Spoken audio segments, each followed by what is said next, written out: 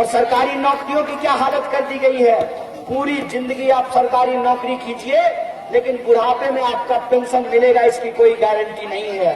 यहाँ पे एक एमएलए साहब बैठे हुए हैं, एक बार एमएलए बने हैं, जिंदगी भर इनको पेंशन मिलेगा, इसके बाद इनकी पत्नी को भी पेंशन मिलेगा। और आप जो सिपाही लोग यहाँ खड़ा है, बताइए आपको पेंशन मिलेगा? तो आप सरकारी नौकरी कर रहे हैं ना, ये सरकारी विधायक है ना, ये सरकार है ना, इनको पेंशन मिलेगा, नेताजी को पेंशन मिलेगा, प्रधानमंत्री को पेंशन मिलेगा, मुख्यमंत्री को पेंशन मिलेगा, लेकिन सिपाही को पेंशन नहीं मिलेगा। बताइए ये न्याय है कि अन्याय है? ये सवाल है। हमारा ध्यान कहीं और भटकाया जा रहा है, हमको गुमराह किया जा रहा है, हमको आपस में हिंदू और मुसलमान करके लड़ाया जा रहा है, ताकि इस देश की सरकार देश की सरकारी संपत्तियों को अपने दोस्तों के हाथ में लुटा सके। बताइए ऐसा कौन बाप होता है कि अपना बच्चा मांगे जूता तो उसको दे थप्पड़, अब पड़ोसी के बच्चा को जूता के बदला छत्ता खरीद करके ला दे? ऐसा कौन बाप होता है? ऐसी कौन सरकार होती है कि बीएसएनएल को बेच रही है और जियो को धन धनाधन करवा रही है? ऐसी कौन सी सरकार होती है? हमको ये समझना पड़ेगा कि चुनाव आते ही हिंदू मुसलमान क्यों होने लगता है, क्यों दंगा भड़कने लगता है? इसीलिए दंगा भड़कने लगता है कि आपके बच्चे के पास प्रतिभा है, उसके पास मेरिट है, फिर भी उसको नौकरी नहीं मिलेगी, लेकिन अमित शाह का बेटा जो उसका फोटो कॉपी है उसको बीसीसीआई का सेक्रेटरी बना दिया जाएगा। ये बात आपको समझनी पड़ेगी। इसीलिए इस देश की आवाम के सामने एक बड़ी चुनौती है। जब हम कहते हैं कि देश बचाएंगे, तो देश बचाने का क्या मतलब होता है?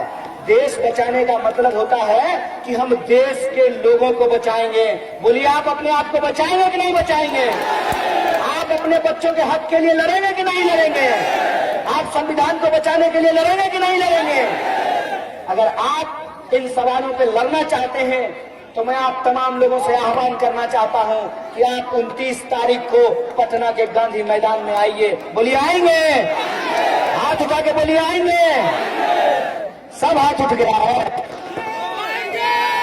झूठ में हाथ नहीं उठाए हैं, मोदी जी की तरह झूठ नहीं बोले हैं। ऐसा तो नहीं होगा ना, अच्छा दिन की तरह पटना के गांधी मैदान में आप लोगों का इंतजार करना पड़ेगा। मोदी जी बोले थे अच्छा दिन आएगा, लेकिन आज तक नहीं आया। आप लोग ऐसा नहीं करेंगे ना? अगर आप तमाम लोग 29 तारीख को पटना के गांधी मैदान में आएंगे तो हम बिहार सरकार से ये अपील करेंगे कि नीतीश बाबू, आप बिहार की विधानसभा में सीए, एनआरसी और एनपीआर के खिलाफ रेजोल्यूशन पास कीजिए।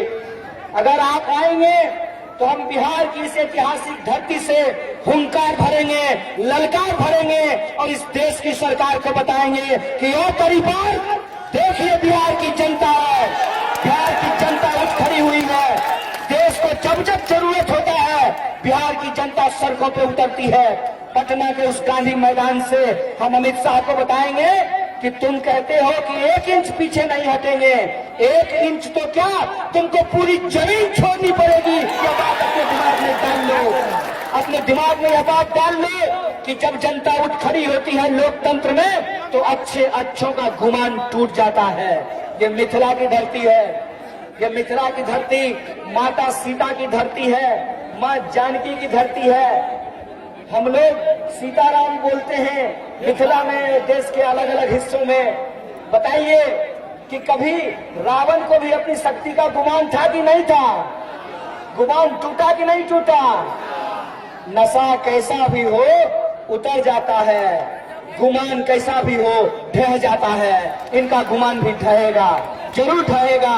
और हम इस देश की सरकार को बता देना चाहते हैं कि जनता जिस तरीके से उठ खड़ी हुई है, तमाम समुदाय के लोग, तमाम जाति के लोग, तमाम क्षेत्र और इलाके के लोग जिस तरीके से उठ खड़े हुए हैं, इस देश की सरकार को हम ये चैलेंज करना चाहते हैं कि अमित शाह, तुमको 1 इंच तो क्या, ये देश छोड़ करके वहीं भागना पड़ेगा जहां तुम्हारा बेईमान दोस्त नीरव मोदी भाग करके गया है। ये बात अपने दिमाग में रखना।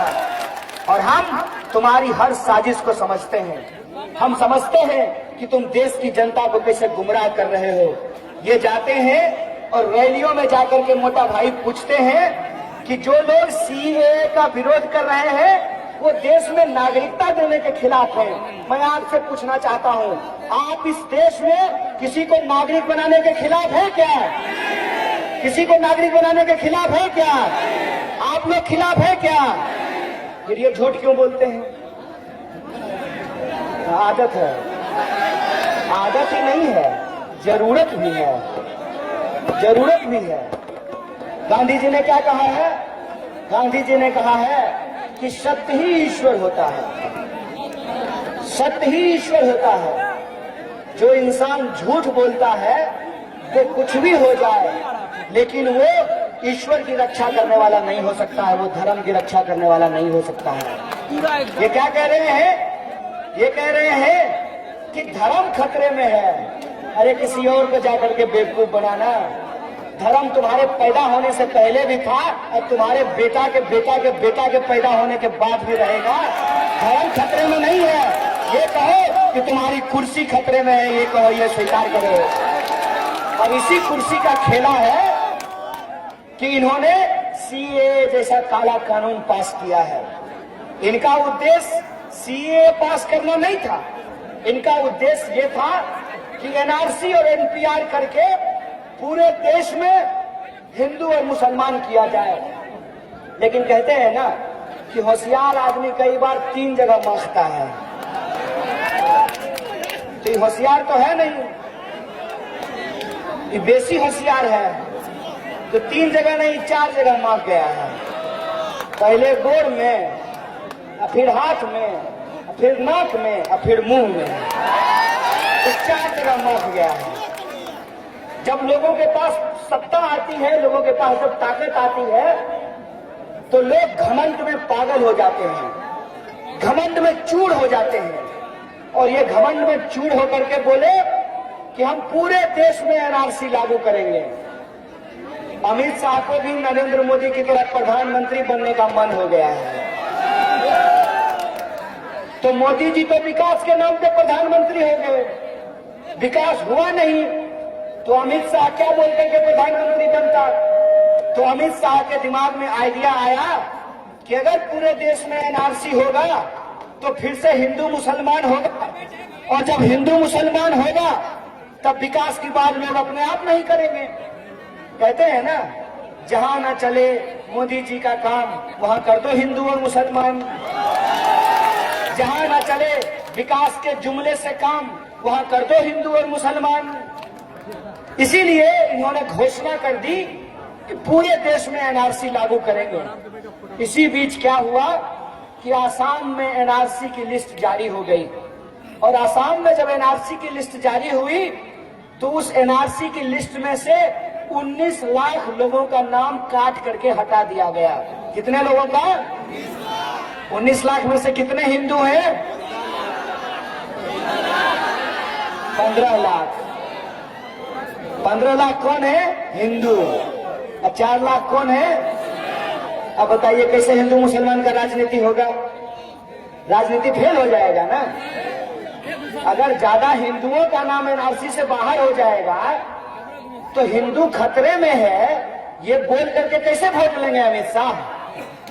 तो इनका सब जो गुड़गा सब घूमता है ना, जो 200 रुपया 500 रुपया के चलते अपना ईमान बेच दिया है, अपने राजनीतिक कैरियर के लिए अपने पुरखों की कुर्बानी और बलिदान को भूल गया है, जो ये भूल गया है कि ये आजादी भीख में नहीं मिली है, इसके लिए लोगों ने अपनी जान गंवाई है। जिनको आजादी नहीं अपनी कुर्सी प्यारी है, उन लोगों ने अमित शाह को कहा, अरे बॉस गड़बड़ा गया है। 19 लाख में से 15 लाख हिंदू का अगर नाम बाहर हुआ है तो पूरे देश में सोचिए कि कितना करोड़ हिंदू का नाम बाहर हो जाएगा। और जब हिंदू का नाम बाहर हो जाएगा तो हिंदू मुसलमान की राजनीति में हिंदू हृदय सम्राट का मुकुट जो है वो उतर जाएगा कि नहीं उतर जाएगा? मुखौटा उतर जाएगा ना, चोंगा उतर जाएगा ना। तो अमित शाह कहा, हाँ यार कैलकुलेशन है, गड़बड़ा जाएगा। जाले में चुनाव है, सपोज कीजिए हिंदू मुसलमान साथ में रहते हैं, किसी का मुर्गा दौड़ करके किसी के खेत में चला गया, किसी की बकरी दौड़ करके जो है किसी के घर के आगे में चली गई, बचाने लगते हैं लोग धर्म। मुर्गा को कहाँ पता कि किसका धर्म का है, हम कौन धर्म का हमारा मालिक है और किस धर्म का जाकर के हम दाना चुग गए हैं। ये मुर्गे को मालूम है क्या?